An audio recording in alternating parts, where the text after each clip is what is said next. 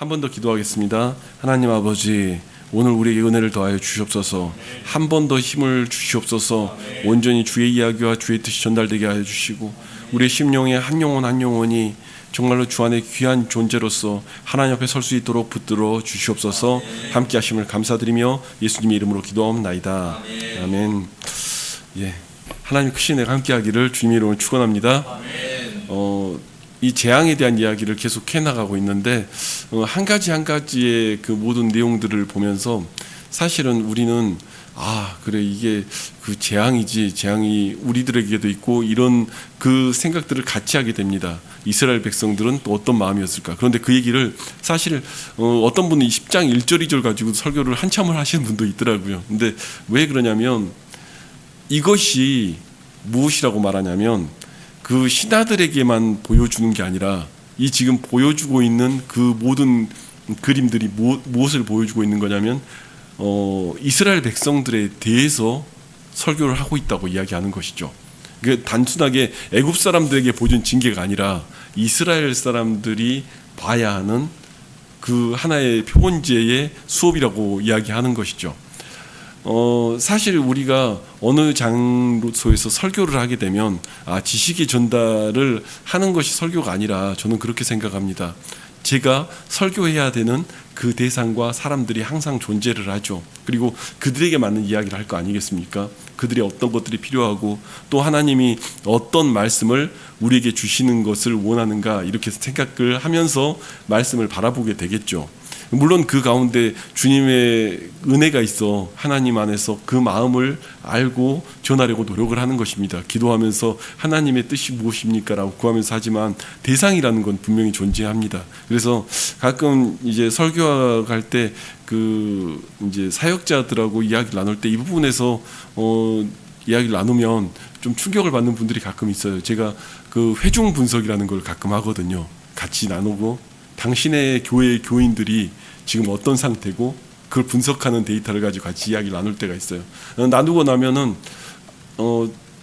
담임 목사를 하시는 분들도 많이 놀라세요. 왜냐하면 그 대상을 생각을 해본 적이 별로 없으니까, 우리 성도들이 어떤 교육 수준과 어떤 환경과 어떤 생각들을 갖고 지금 살아가고 있는지. 근데 이런 것이 있는 것처럼 지금 하나님도 애굽에게 뭔가 보여주는 그 강력한 펀치, 강력한 킥, 뭐 이런 걸 보여주는 것 같지만, 사실은 무엇을 얘기하고 있냐면 이스라엘 백성들에게 보여주는 이야기들로 하고 있다는 얘기를 하고 있어요. 이스라엘 백성들에게 보여주는 거대한 수업으로, 이것은 반드시 너희가 기억해라, 하나님은 이런 분이다 라고 이야기하는 것이죠. 여러분, 지금까지 재앙으로 다 통해서 보면 그 재앙이 사실 엄청난 재앙이죠. 거의 무슨 장난이 아니지 않습니까? 그런데 메뚜기 재앙은요, 여러분, 남은 푸른 것을 다 없애버리는 재앙이에요. 남아있는 푸르스름한 것을 아예 없애버린 재앙이에요. 위에서 보면 메뚜기가 가득 차가지고 보이지 아니하리라, 뭐 이런 수준의 재앙이에요. 여러분, 이 재앙들에 대해서 클라이막스로 가면서 우리가 보이는 재앙의 어떠한 요소가 있지 않습니까? 여러분, 사람들이 아무리 내가 우상을 숭배하지 않습니다 해도요, 우상의 가장 큰 모습 중에 하나는요, 물질과 환경들이죠. 물질과 환경들이 그들에게 있어서 가장 큰 우상 아니겠습니까? 그런데 이제껏 물질을 쳤는데 최종 하이라이트가 메뚜기 재앙이에요. 가끔 중앙아시아나 저기 뭐 그 아프리카의 메뚜기 가끔 영상으로 요즘 저희는 보니까, 메뚜기가 이렇게 막 날라서 들어오면은 그 아예 뭐 농작물이 아무것도 없어져 버리더라고요. 이렇게 덮어버리면. 그런데 그런 수준의 재앙이 애굽 전역에서 펼쳐진 거예요.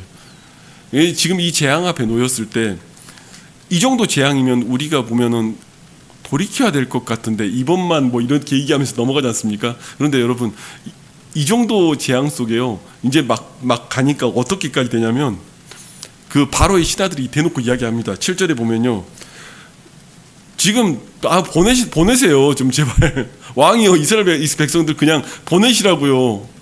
우리 지금 망한 거 모릅니까? 지금 뭔 줄 아십니까, 여러분? 지금 왕이잖아요. 바로는요, 신이에요, 신. 사실 그들에게 신이잖아요. 이제 막 가는 거예요, 거의 이제.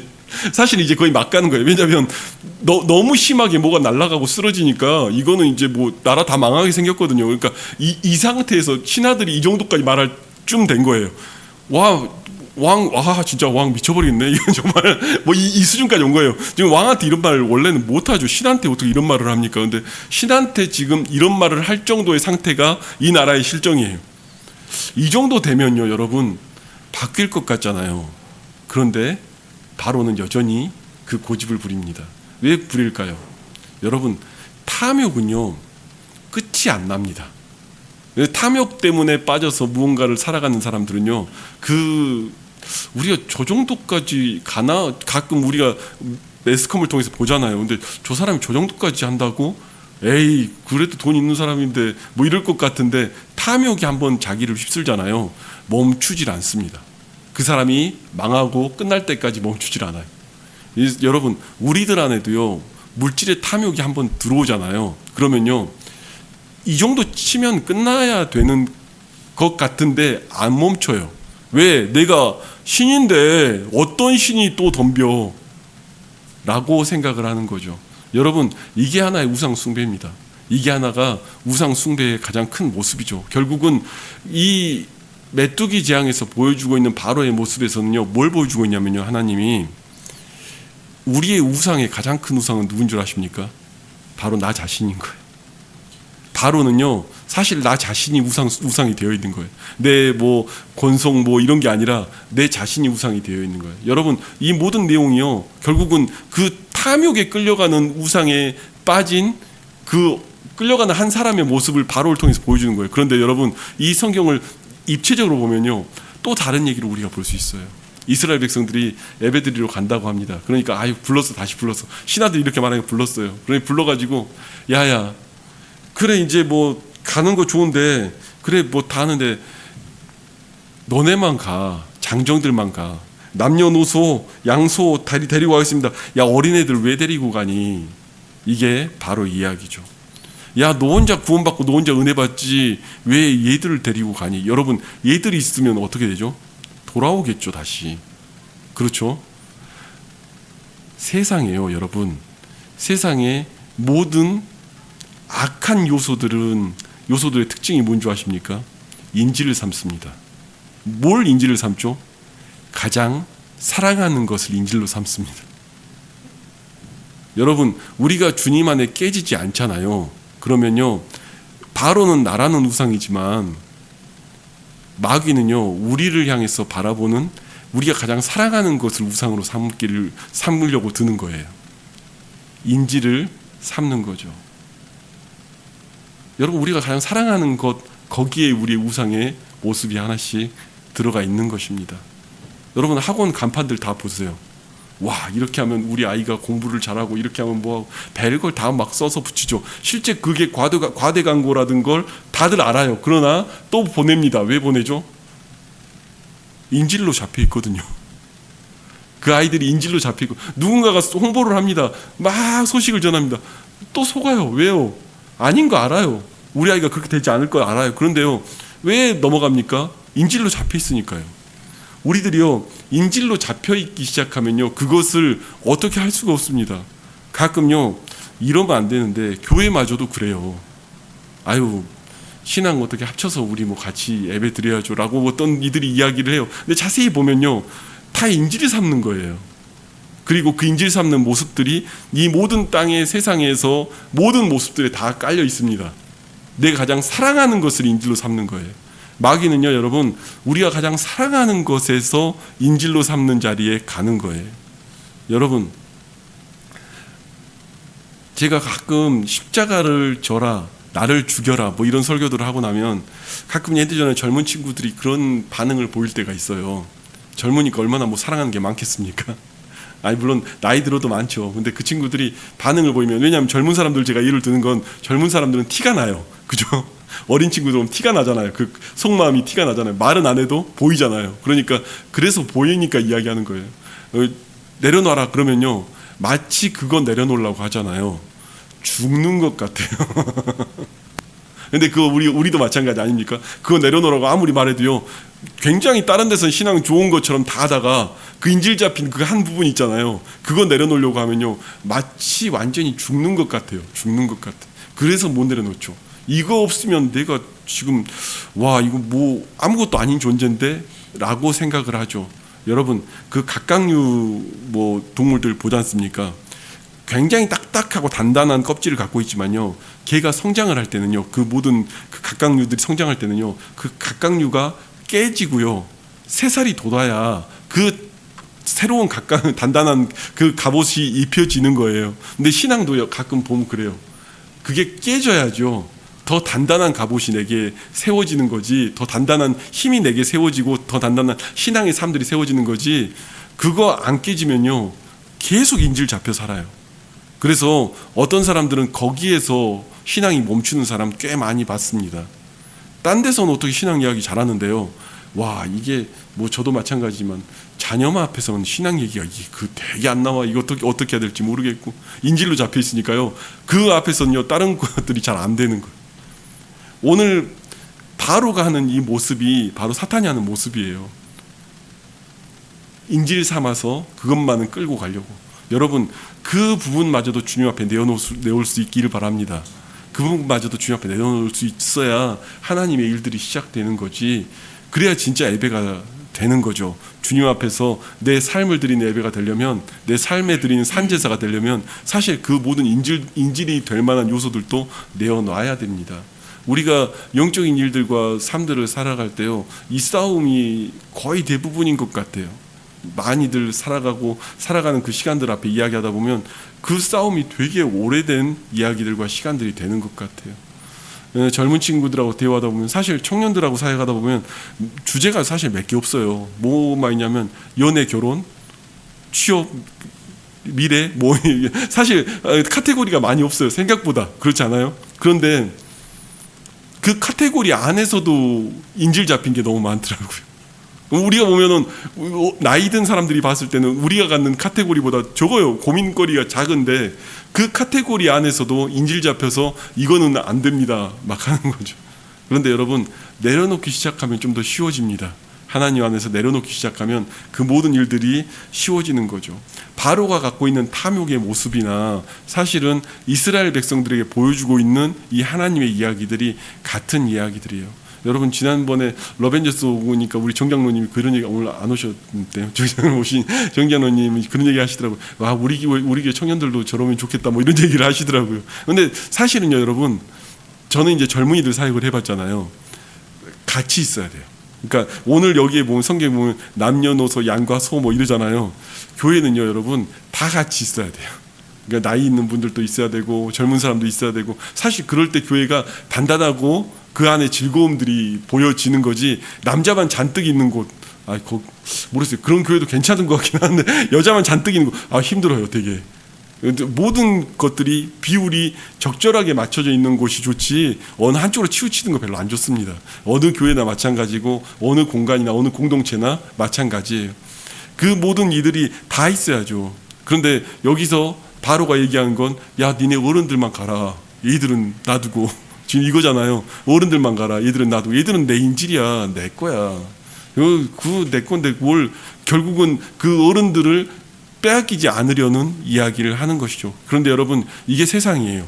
세상의 모든 모습들은 우리한테 경제면 경제, 삶이면 삶, 그 모든 것에서 인질 삼기를 원합니다. 이것 때문에 다른 건 못하고, 이것 때문에 저거 안 되고, 이것 때문에 저 문제 때문에 안 되고. 사실 메뚜기 재앙을 통해서 하나님이 보여주고 싶고 그 이후에 보여주고 싶었던 이야기들은, 이것이 그러니까 애굽 사람에게만 보여주는 이야기가 아니라 이스라엘 사람들에게도 보여주는 같은 이야기란 말이에요. 너희 탐욕의 그 모든 끝으로 갈 때 그 파멸로 다 이끌어져 가는 그 모든 자리가 아니라 하나님 앞에 내 삶에서 내려놓을 수 있는 자리 앞에 내어놓기를 원한다고. 이후에 뭐 장자의 재앙이나 이런 거는 정말 그 대대적인 장송의 그 재앙이라고 한다면, 여기는 이 물질의 모든 밑바닥에 인간의 탐욕의 모든 끝자락을 향해서 다 치고 들어가는 거예요.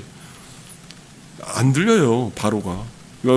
옆에 있는 그 사람들이 정말 객기 부리면서 난리를 쳐도 안 들리는 거예요. 그 상황에서 자기가 하는 그 이야기 속에서 내가 지금 신인데 무슨 그런, 그리고 내가 지금 이 물질과 이것들 속에 설마 메뚜기가 친다고 정말 다 없어지겠어? 이게 지금 이 바로의 생각인 거예요. 여러분 하나님이 치면요 없어집니다. 하나님이 채워줘야 우리가 은혜를 입는 거지, 하나님이 치면 진짜 없어집니다.